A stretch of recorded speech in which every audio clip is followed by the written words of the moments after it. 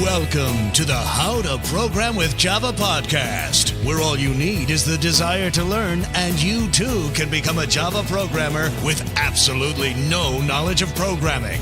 And now, your host, Trevor Page. Hello, ladies and gentlemen.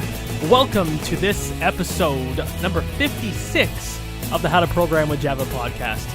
Always a pleasure to be joining you, and thank you so much for listening to this podcast, as I know you have your choice of Java podcasts to listen to, so thank you for choosing this one. So, before we launch into the good stuff for today, I want to talk a little bit briefly about a new course that I've launched. I've been putting all this information that I've been, learning and reteaching to you guys regarding databases and SQL, and I've put it all into a video tutorials course. So this is something I'd done before. I did this with my Java video tutorials, and they went incredibly well, and you guys absolutely loved the course. I keep getting just fantastic feedback from everybody with regards to that course. So first of all, thank you very much for anyone who signed up for that, and for everyone who's currently a member. Thank you very, very much. I really appreciate that. And for anyone who actually sent a positive review back about that entire, course, again, you have no idea what that means to me. I'm so touched and so humbled to be able to be in this position, to be able to teach you guys, and to realize that I'm actually, a decent teacher. Again, this is not something I really knew growing up. I didn't realize that I had this sort of ability to take these complex figures, not figures, but complex scenarios and complex details, and sort of, translate them into a human understandable plain English type of way. I didn't realize that I was actually that good at that.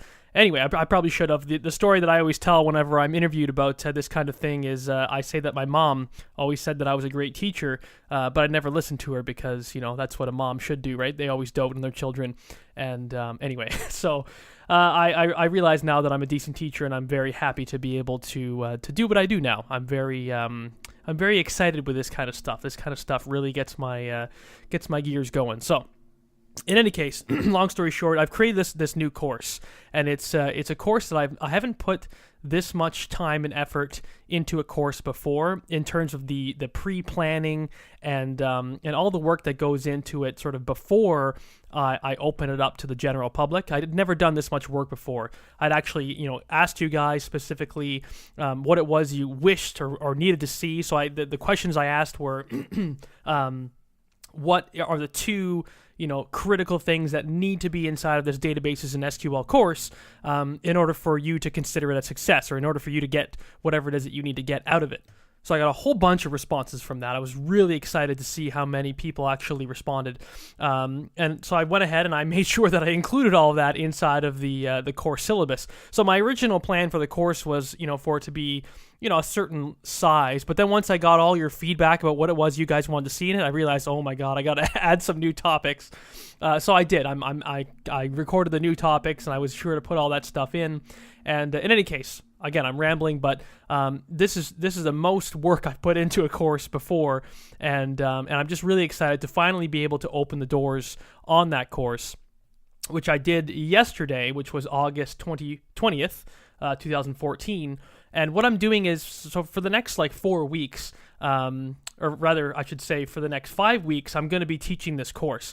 And what I mean by teaching is I'm going to release the video tutorials to you guys. You'll be able to go through them, consume them, and then if you have any questions, you can ask them, and then I will be holding webinars at the end of every week for the next 4 weeks after this one.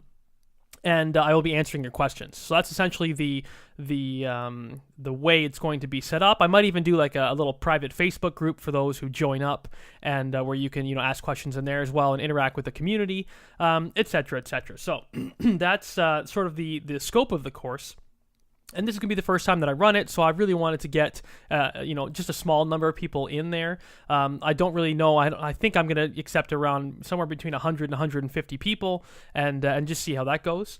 But in any case, so I've opened the doors on this product, and I'm very excited to be able to tell you guys about it today. I haven't really hinted about this product to the podcast listeners, you guys, but this is sort of what I'm doing it now. I didn't go through the whole sales process process with you guys because, I assume that you guys know me. You know that I'm a decent teacher. Hopefully you like me and hopefully you trust me to be able to deliver high quality content with respect to video tutorials. So I didn't want to bring you guys through the whole, sales and marketing process of getting a course off the ground, because, that's really what's needed for people who don't know you and who don't, either like you or trust you or understand how, what sort of skill set you have. So instead of wasting all my breath on marketing this thing to you guys, I'm just going to say, hey, I have this thing, it's available. I do charge real dollars for it, but I promise you it's worth every single penny. The equivalent course, I relate to like a university course. The equivalent, cost for that course would be in the thousands of dollars. So I don't charge, obviously, thousands of dollars. I like to charge 10% of the value of what you get back out of it. Right now, it's available for you guys for $147 is what I'm charging. If you are at all interested, if you want to learn step one to step done in a nice, linear, hand-holding type fashion, if you want to learn databases and SQL, then this is what you need. This is what you want. This is what I would recommend that you check out and sign up for. So if you're interested in it, you can go to even the show notes page for this show, or even just the How to Program with Java website at all. You'll be able to see at the very top of the website for the next week, as I'm accepting user registrations, I will have that bar at the very top where you'll be able to click and see this, this quote unquote sales page for this course, and you'll be able to sign up for it. So you can go to howtoprogramwithjava.com or howtoprogramwithjava.com/session 56, which is this episode, where you'll see the actual show notes for this episode. And you'll be able to see that bar at the very top. Doesn't matter what page you're on in the blog, you'll see that bar at the very top. You can click on the button that says click here, and you'll be taken to the actual page where you can sign up for the course. All right. So, like I said, it's gonna have a whole bunch of crap in it. It's gonna have a whole bunch of topics that you guys actually requested. It's gonna cover everything you need to know about databases and SQL, including topics like T-SQL, PL-SQL, which I wasn't planning on covering, as well as how to integrate it with your Java programs in both using the Hibernate framework, which you guys are learning about right now, so you're probably gonna be familiar with that, but also without a framework. So I'm gonna show you how to actually use regular old plain Java code that comes with the Java APIs, is where you can actually create your connections to the database and manage it, etc., etc. So very, very cool stuff. You're going to learn everything you need to know about databases and SQL. I promise it's comprehensive, and it's going to be hopefully my best ever set of tutorials that I've ever created. So that's my hope, and obviously my hope is to be able to take you guys from either knowing, a little bit or a moderate amount about SQL and databases to being rock stars. Okay, that's my sort of my goal, and what I say is I don't make that statement lightly. I don't make that statement off the cuff saying, "Oh yeah, you're going to be a rock star." I mean it. I want to take you guys from, the knowledge that you have now to being what I would consider the exact knowledge that I have in my brain with respect to databases and SQL. And I've actually learned a lot since actually teaching this stuff. So I've learned quite a bit about databases and SQL, both going through the podcast and teaching it, and going through this course and teaching this stuff. So, okay, that's enough rambling from me about this course. If you're interested, like I said, go to howtoprogramwithjava.com. At the very top, you'll see the special bar at the top where you can sign up. It'll say something about the database course. You can click the button that says click here, and you can sign up. The only catch is I'm only accepting students until August 27th. And the reason why I'm doing this is because, like I said, it's going to be an actual 4-week course that's starting on August 28th. So I don't want to accept students after that, because then it wouldn't really make sense. They wouldn't get the full benefit out of the course if they joined up after the doors closed. So the doors will be open until August 27th.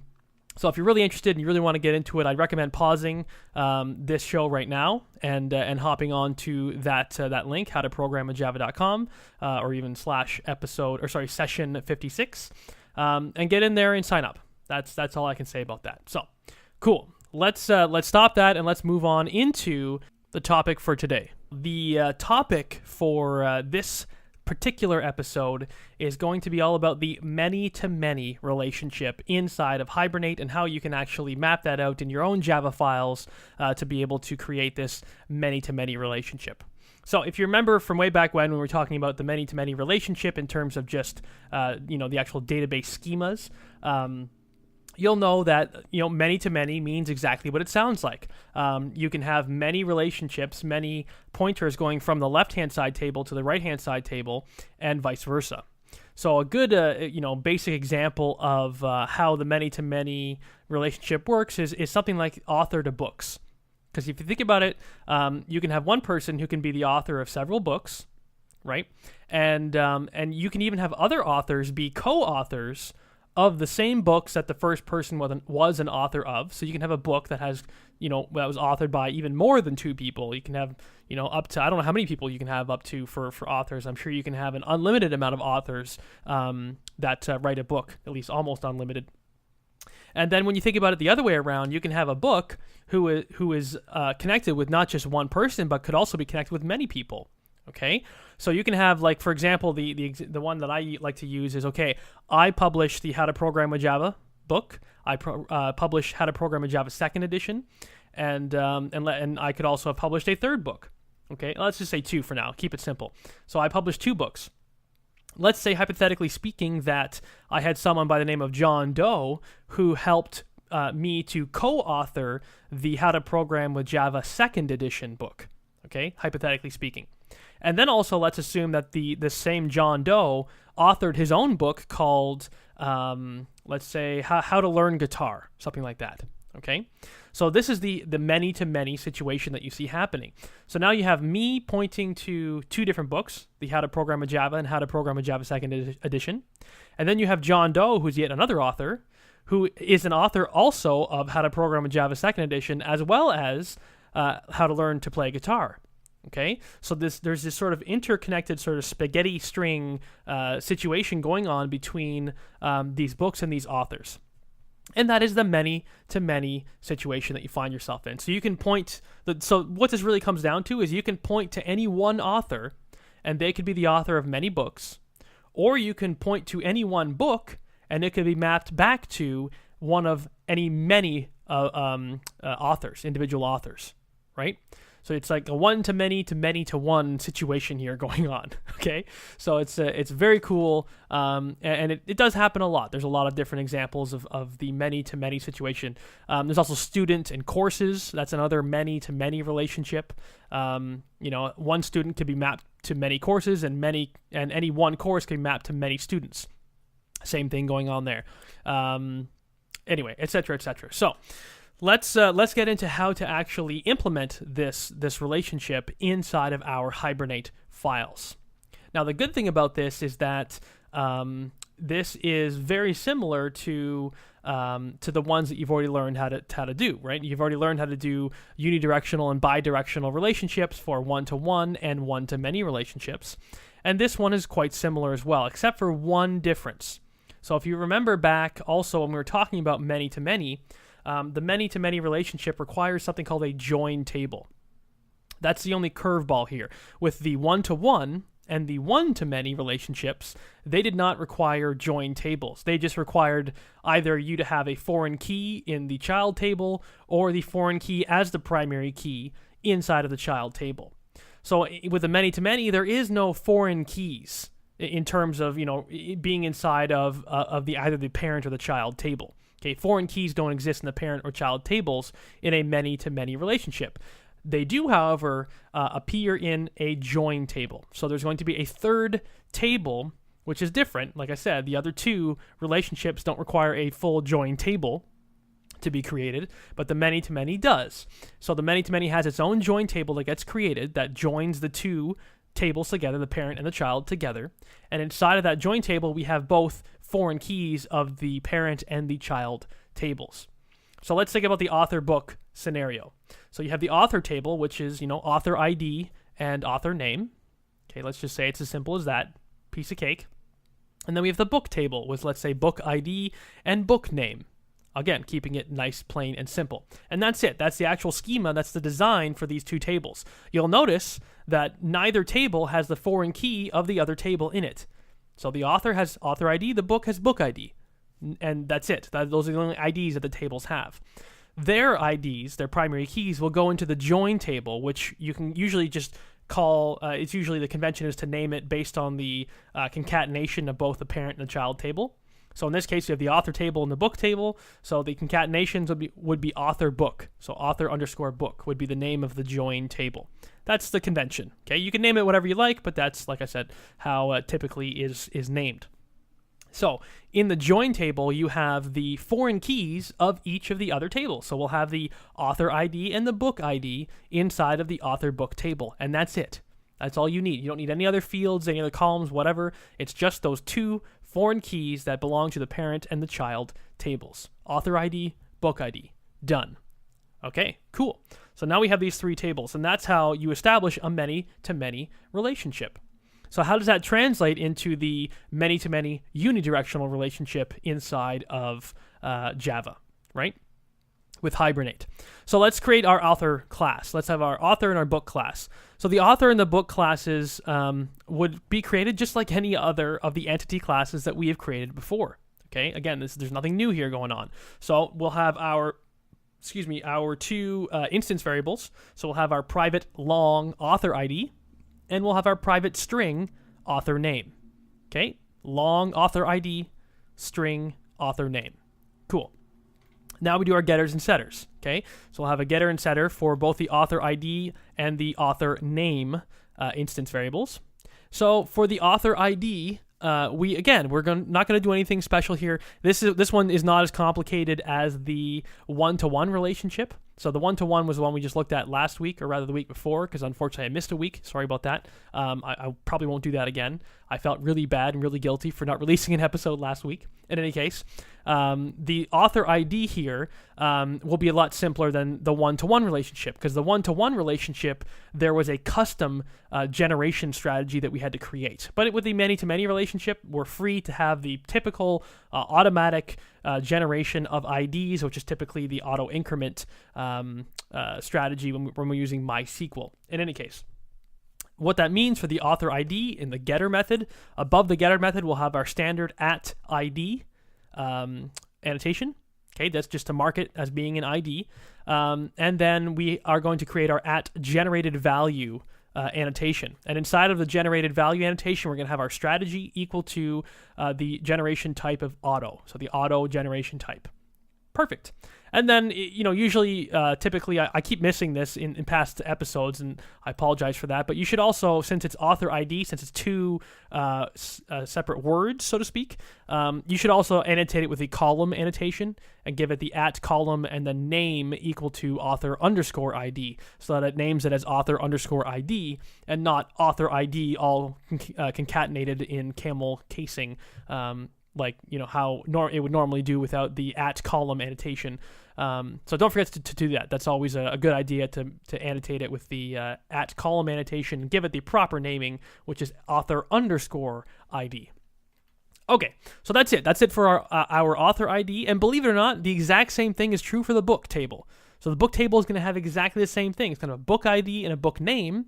We're going to have getters and setters, and the book ID is going to have the exact same stuff as the author ID does. It's going to have an @ID, an @generated value with the auto generation type strategy, and we're going to have the @column with the name property being equal to book underscore ID. So those are absolutely identical. And believe it or not, I believe the author name and the book name are also going to be exactly the same. We're just going to have to annotate it with the @column because it's just a regular old property, regular old column inside of our database. So we'll just annotate with the @column annotation because there are two words, author name, so it should be author underscore name and book underscore name. Okay, that's why we need to have the @column annotation, because there's more than one word in the name of the column. Cool. Like I said, otherwise it'll concatenate them. It'll be author name, all one word without an underscore, and that's not proper convention. It won't be wrong if you do it the other way. If you don't include the @column annotation, it won't be incorrect code, but it just won't be following convention, and programmers might shake their head at you, and you don't want to feel that shame, do you? That's always terrible when you have a programmer that you look up to who looks at your code and just shakes their head and says, "What are you doing here?" And you you put your face palm situation, and you're just, I'm sorry, I didn't know what I was doing. I was young, I was naive. I'm so sorry. Anyway, clearly this is something that happens with programmers, especially with me, with my past programming endeavors. In any case, no one's perfect. Everyone has a learning curve, right? So that's my excuse, and I'm sticking to it. Okay. So that's identical for author and book tables. Boom, boom, boom. Those are all the same. Everything's cool. Everything's good, great, and grand. But now we need to figure out which side is the owner and which side is not the owner. So rather which is the parent and which is the child. So typically with parent and child, what we do here is you try to figure out which one could exist without the other one. Okay. Typically when you have a situation where one side of the relationship can exist and the other side cannot exist, without with the first side, then we know which one's the parent, which one's the child. So it depends on how your current system, sort of how it should work, because really the trick here is when you have author and book, can you have an author that exists without a book attached to that particular author? Well, not necessarily, right? You could consider like, okay, could you call yourself an author even though you haven't published a book? Well, I don't know. Like, then you're not really an author, are you? But then there's this gray area where, well, what happens if you're in the middle of publishing a book? You've written one, it hasn't been published yet, or you're in the middle of writing one that's going to be published. Could you be considered an author? Well, then maybe. I would say maybe I would consider that person to be an author. And this is completely tied to the actual properties of your system that you're building. It's completely dependent on the requirements that have been handed out to you. So let's just say, for the sake of argument, that the requirements that I have in my system is that you can indeed have an author that exists without a book in that's tied to them. Okay, and there you go. That's just the situation I'm putting myself in, and I'm giving myself those requirements, and that's how it's going to work. And obviously, the vice versa. Let's say you cannot have a book that exists without an author. Okay, you can't have a book that just exists on its own in the table without at least being attached to one author. Okay, so that way we have established a parent-child relationship. The author is the parent, and the child is the book table or object, however you want to look at it. So that's the assumption that I'm making here, so we can move forward on that assumption. And since we have identified the parent and child, then we know where to put our next piece of code. Okay, so with a unidirectional relationship, because we're talking about the unidirectional situation with the author book and the many-to-many here, unidirectional means that we need to put the relationship on the child side. Okay, on the child end of the relationship. So since the child is the book table, or the book object, we will put the relationship in the book, which means in the book Java class, I'm going to put in a link back to the authors. Okay, and the key thing here is that we have authors, plural. Okay, this goes back to the one-to-many relationship where we had to have a collection of objects in our child side. Okay, one-to-many, the child side is the many side. So just like we have many-to-many, the child side here is the book table, so we need to have many authors represented inside of our book class. So it's going to be a collection. So what collection should you use? Typically use a set to get around sort of an annoying little bug where you can have a bunch of duplicate rows. If you don't use a set, if you use a list, you can have a bunch of duplicates. And again, I'll get into that in a later episode where we dive into the nitty-gritty of how to properly use Hibernate. But in any case, my suggestion would be to use a set. So I'm going to create a private set of authors. Okay, so I'm gonna have set, and author is going to be the sort of tag that I put onto it with the greater than, or sorry, the less than and greater than sign. So it's going to be set, less than sign, author, greater than sign, space, and I'm going to give it the name of the variable, which is going to be authors. So I'm going to have a set of authors. Okay, and I'm going to create the getter and setter methods for that set of authors. And this makes sense, right? You might ask yourself, why are we creating this set, which is a collection? Why are we creating a group of authors inside of the book table? Well, we're creating a group and not a singular author because it is a many-to-many relationship. That means that any book that you look at could potentially be traced back to many authors. So if you had only created just one singular author on the book table, how the heck would you represent that as being multiple authors?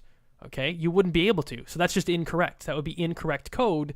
And then you would be looking at something. You'd be looking at a one-to-something relationship, not a many-to-many, right?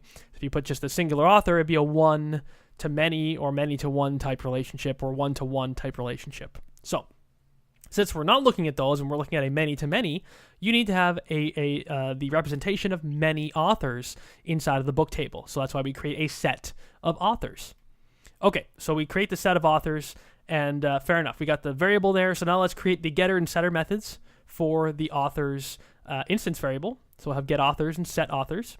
And above the get method, again, always above the getters, is where we're going to put our Hibernate annotations. So thankfully, the annotations that we use here are going to be similar to ones that we've already seen. We're going to be using at many-to-many.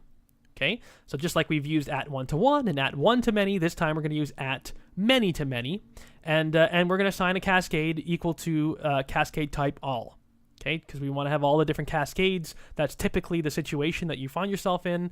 So that's sort of the, that probably hits, 90% of the time that's what you want to use. So I'm saying to use cascade type all. If you don't want it to cascade with all the deletes and the updates and all that stuff, then you wouldn't use cascade type all. You use another one, but I won't get into that now because that's the nitty gritty. So we have at many-to-many, cascade equal to cascade type all. Great. Now what's the other annotation? Because there's always another one here when they're more complex. So the other one is we need to specify, well, what do you think we need to specify? Right? What is the special property that exists with the many-to-many relationship? Okay, what did I say was special? But between the many-to-many and the other two relationships. Can you remember? Hopefully, now that I'm stalling and giving you time to think, many-to-many, the special part of that relationship is the join table. Hopefully you thought of join table. If you didn't, that's okay. I'm telling you now, and now you'll be like, oh, that's right. He said join table. So that's what we need to specify. We need to tell Hibernate that we need to create this join table, and we need to give it details about the join table. Okay, so what annotation do we use? Well, we're going to use the at join table annotation. How nice is that? A name that actually fits the code that I need to bloody write down. That's awesome. So at join table. Now, inside of the join tables, so we open the what are they called? Round brackets or round braces. Inside the parentheses for the join table annotation is where it gets a little bit more confusing, but not too confusing. Inside of here, we need to identify the name of the table. Okay, we need to specify the name of the table. That's cool. That's not a problem. We already have an idea of how to name the table. We need to specify, and we need to specify the join columns. But the way that they do this is you have to specify the join column and the inverse join column. So what that means is you specify the join column that exists inside of this particular book table, and the inverse join column that's going to be pointing to the other table. Okay? So that's sort of the basics of how to do that. But now the actual code gets a little bit more complex, but not very complex once you understand what it is that we're doing here. So like I said, we're identifying those two foreign keys. So we're going to have the book ID and the author ID inside of the join table. So how do we do that? Well, we give it a name. So we say name equals, and you can call it whatever you like, but I call it the author underscore book table. So author underscore book is what I put in as a string for the name. Good, fine. Put a comma in there. And then I need to specify the join columns. Now they have join columns, plural, because I suppose there's a situation where you could have multiple columns that represent the overall key of the table. So that's something called a candidate key. I didn't really talk about that too much throughout these tutorials, if at all, but there is a way to have not just one primary key column that uniquely identifies a row. You could have 2 columns or 3 columns or more that could, when put together, create the key of the table. Okay, so I suppose that's why they call it join columns with an S, because you could potentially have that scenario inside of your tables. But that's definitely a more advanced way to design your tables. Typically, when I create my tables, I create them with primary keys, singular columns that have the auto increment feature in them. That's just the easiest way to identify an individual row, and it makes things so much easier overall. So what we're going to do is ignore the fact that they have join columns with an S on it. That could be a bit, like I said, confusing, but that's just the name of the property that we have to set in order to make this work. So it's called join columns, and then we say join columns equals, and then we need to use the join column annotation. All right. I'm not exactly sure why this syntax has to happen the way it happens, but so be it. That's just the way Hibernate set it up. So we have join columns equals, and then we use at join column, and then we give it the name of the join column inside of the at join column annotation. So we say name equals book ID. Okay, so again, a lot of talk. This will be much easier once you see the actual show notes page. So you can go to howtoprogramwithjava.com/session 56, and you'll be able to see these coding examples. So it'll make a lot of sense once you see it. But in any case, so we have name equals author underscore book, comma, join columns equals at join column, name equals book ID. So we are assigning the book ID as being the join column for this particular join table. Okay, which makes sense. I mean, we're in the book table right now, so the join column for this particular book table is going to be book ID. Okay, and then we need to put another comma because we have one more property to set, and that is the inverse join columns property. So the inverse join columns property is going to have to set the join column of the other table that we're joining with. So we say inverse join columns equals, again, same at join column annotation, okay, just like we did for the join columns. Now inverse join columns equals at join column. And then we say name equals, and what is the inverse join column? It's the author ID, right? Because the author table is the one that we're joining to, and that's the inverse join column. So there we go. We set the author ID as the name of that join column annotation for the inverse join columns property. We close all of our brackets off, and thank Lord we're done. That's what you need to do in order to create our unidirectional many-to-many relationship between our book and our author tables, or rather objects. Okay, cool. So that's all above the get authors. Like I said, that's on the getter method for the authors set. Remember, it's a set of authors that we've identified inside of the book table.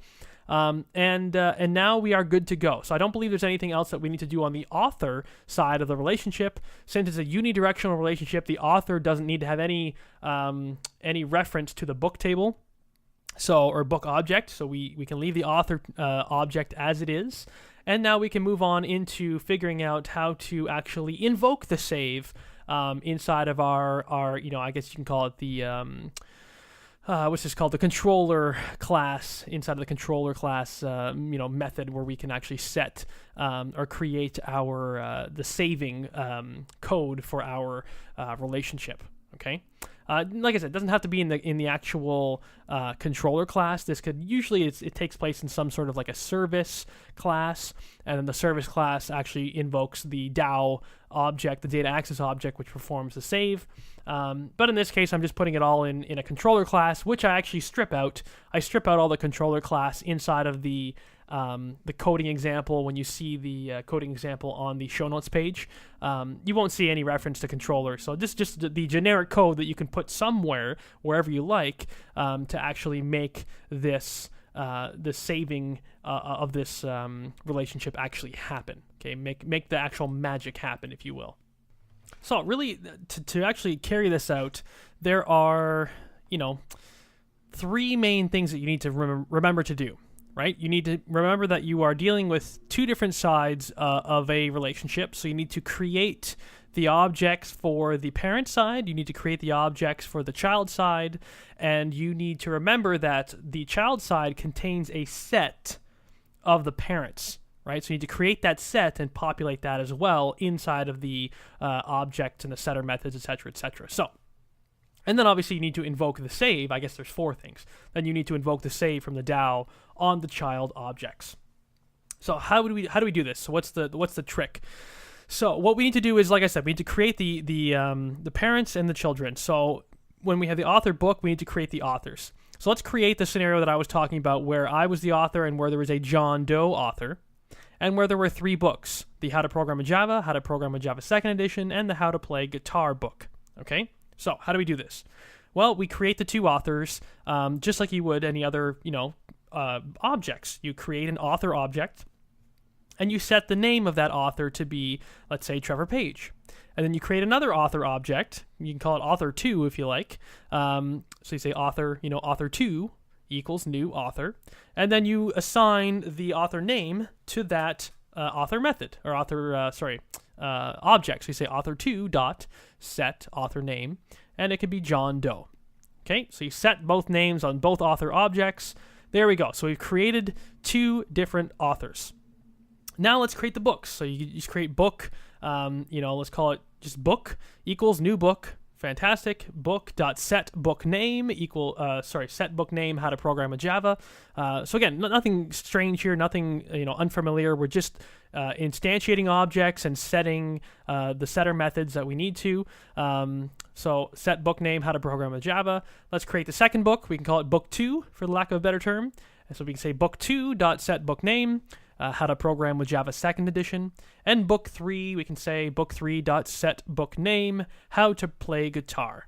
Okay, so there we go. We've instantiated the author objects, which is the parents, and we've instantiated the child objects, which is the children, the books. So now what do we do?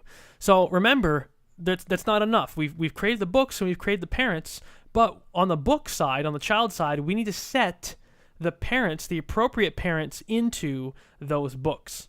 Okay, so what I've done here is, since we need to set the actual set of authors into these books, I've created 3 different sets. Say 3 different hash sets to be exact. So the reason why I've created 3 different ones is because there's 3 different scenarios. There's a scenario where book number 1 just has me as the author, so Trevor Page as the author. Then we have book number 2 that has both Trevor Page and John Doe as the authors, and then there's book number 3 which just has John Doe as the author. So I've created this concept in 3 different variables, 3 different sets. Okay, 3 different hash sets. That's hard to say apparently. So how did I do this? Well, I just created 3 different sets. So I say set of authors. Or author, I should say, set author. And you can call it whatever you like. I call it the how to program with Java author object. Okay, it's a really long variable name, but I was being explicit, so how to program with Java author equals new hash set author. Okay, so again, this is just the instantiation of a hash set. This is the instantiation of a collection object. You've done this before. This is not difficult to do. It's just a collection. So I've instantiated a new collection. I've named it how to program with Java author. And then I've instantiated a second collection, which is how to program with Java second authors. I call it second instead of second edition to save some space. I called it second authors. So it's just another set of authors that we use to represent, the collection of authors that we're saving into a particular book. And then finally, the third set is a set of author that I call how to play guitar author. So equals new hash set of author. Cool?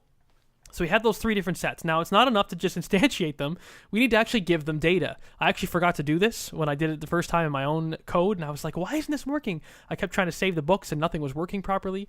So it's not enough to create the actual sets, but you need to actually populate them with information. So for the how to program with Java author, which is the first set that we created, we need to set the author in there, which is just me, which is Trevor Page, which we represented with a variable name author. So what we're going to do is we're going to say how to program with Java author dot add author. Okay, that means add in the author variable, which represents Trevor Page. There we go. Cool. Done. Now the second one, we have how to program with Java second authors, which represents the second edition. So now for that one, we say how to program with Java second authors dot add, because we're adding into the collection, author, which represents Trevor Page. And then on another line, we say how to program with Java second authors, so same variable name, dot add, same thing that we did before, and now we say author2. So we're adding both authors into one set. And then we can have a third set, which is how to play guitar author, which we say how to play guitar author dot add author2, because it's just a second author, just the John Doe author that is the author of that one book. So now we have 3 different sets, okay, 3 different hash sets, with 3 different sets of authors inside of each of them. So then what do? Well, we need to say book dot set authors.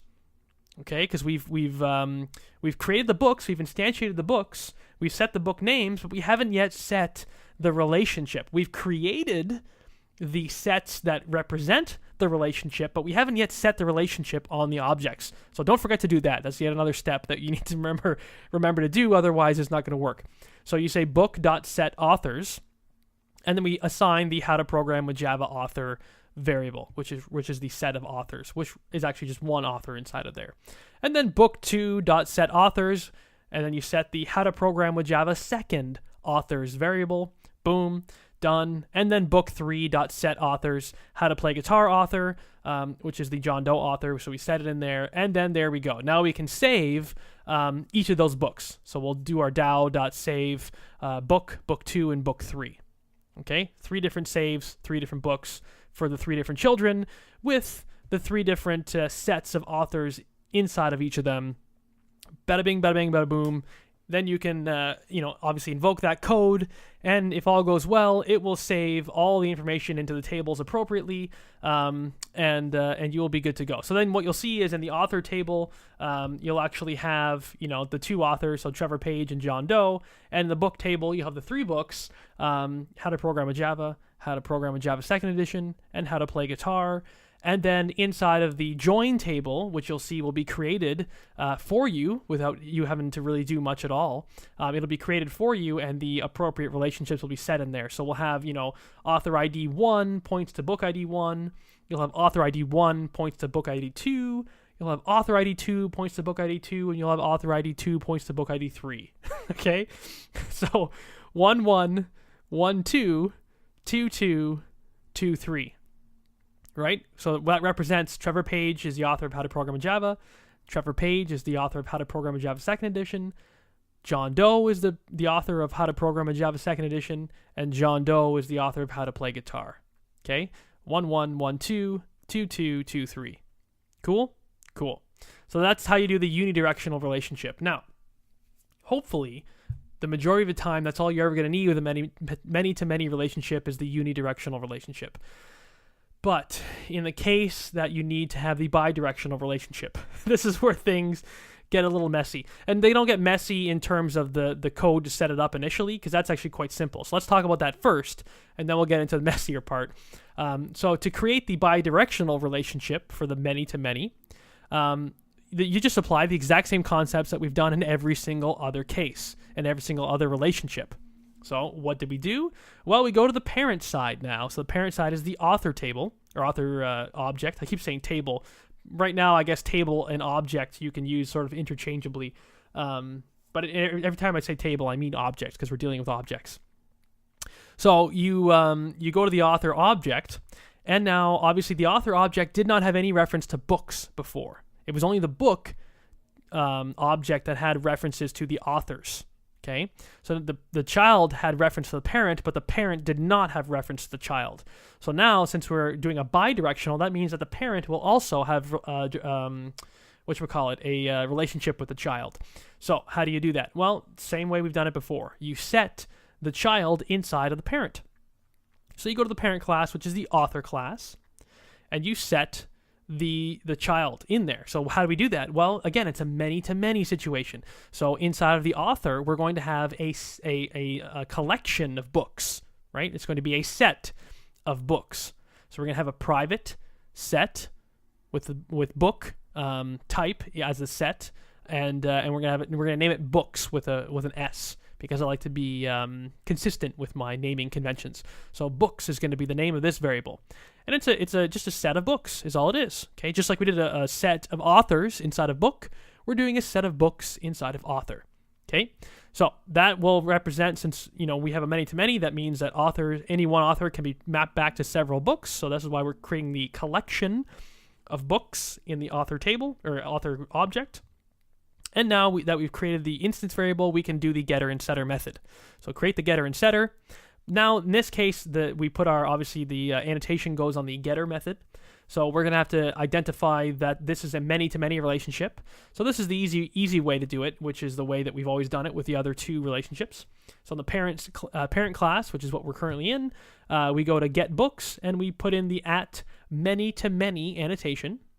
We put our cascade type being equal to all, and we issue the mapped by variable or property, right? Mapped by. We've seen this before in the other two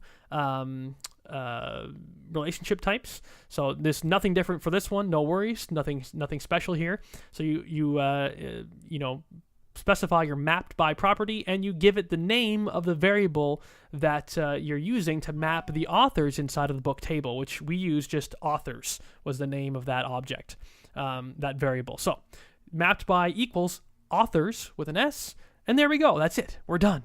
Thank Lord. That's all. That's as complicated as it gets in terms of modifying the existing classes. So again, you can see that code in howtoprogramwithjava.com/session 56. So didn't I just say that this was complicated? Didn't I just sigh and say, oh, like this is going to be complicated? And that wasn't complicated at all. All we did was we put one additional instance variable, the books instance variable, and we created the getter and setter, and we annotated the getter with the many-to-many annotation. Okay, that's not complicated at all.